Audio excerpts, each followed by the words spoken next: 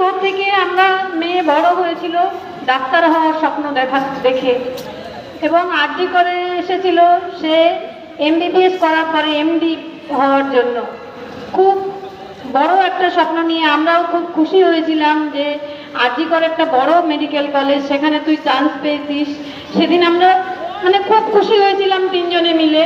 আর সেই আরজি করে ডিউটিরত অবস্থায় আমার মেয়ে যে নির্মমভাবে মানে প্রাণটা তার চলে গেছে, কত হয়তো সে এখন আমাকে মা মা বলে কেঁদেছিল, সেই চিৎকারটা তখন আমার কানে পৌঁছায়নি, কিন্তু এখন সেই চিৎকার প্রতিনিয়ত আমাকে কুরে কুরে খাচ্ছে যে কেন আমি মেয়েটাকে আরজি করে পাঠিয়েছিলাম। হয়তো যদি না পাঠাতাম আমার মেয়েটা হয়তো আমার কাছে থাকতো।